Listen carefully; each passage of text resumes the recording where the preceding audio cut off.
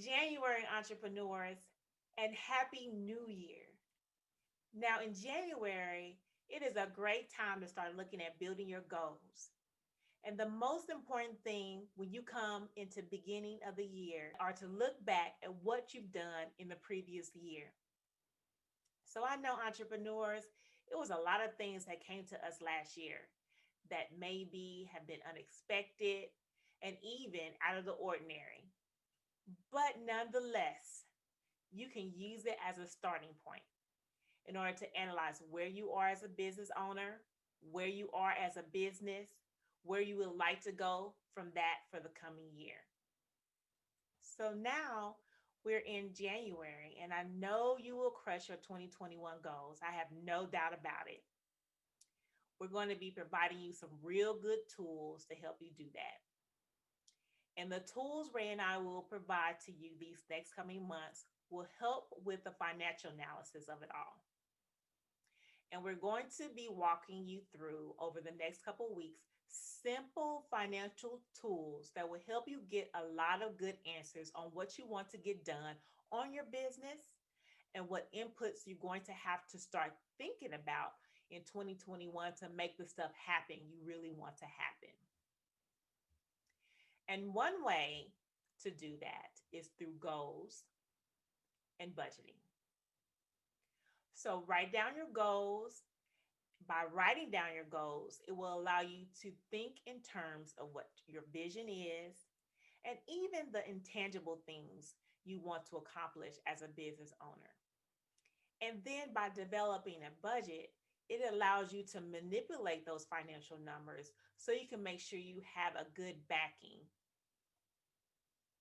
when it comes to accomplishing those goals you want to achieve.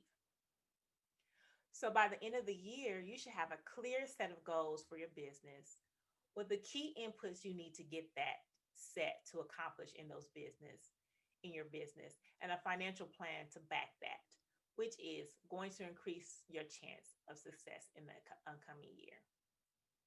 So starting next week, to help boost your chances of success, the micro courses will focus on goals and budgeting.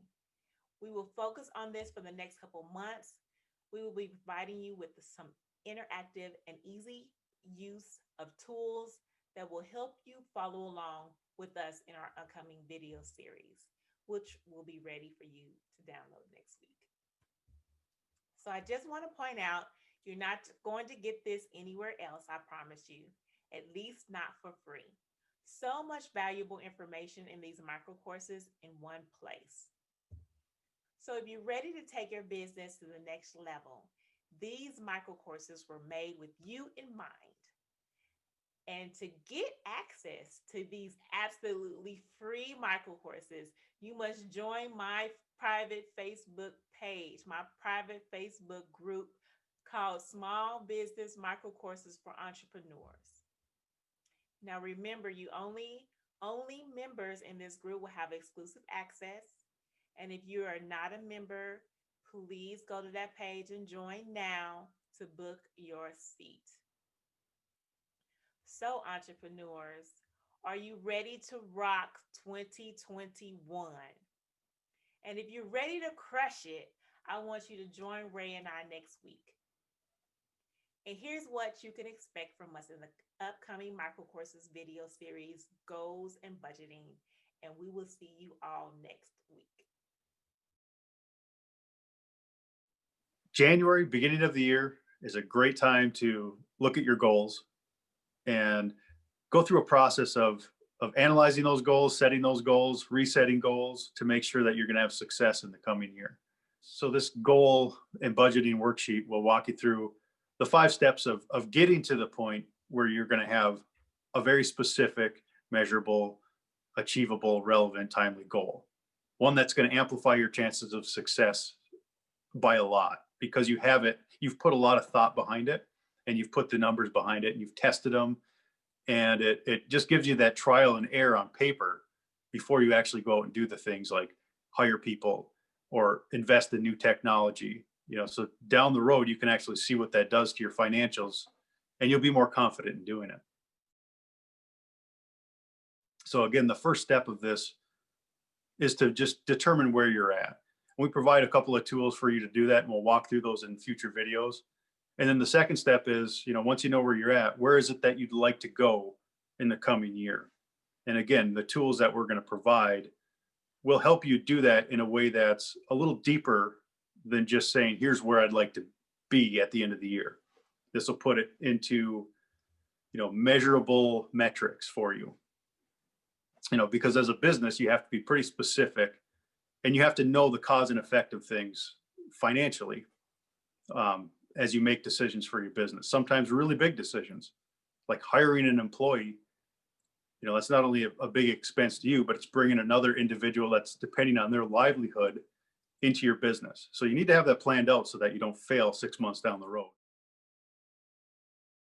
And then once you know where you want to go, one of the big steps is to figure out what key inputs are you going to need. And the key inputs that I like to highlight are people, process, and improvement, because it covers a lot of the things that you would need to grow a business or make a business more efficient. I mean, if you think of, adding an employee because you want to increase revenue, because you want to get more sales, or you want to take on more clients, or you want to open up a new location to start bringing in new revenue, things like that. All of that takes a certain set of financial planning to get there.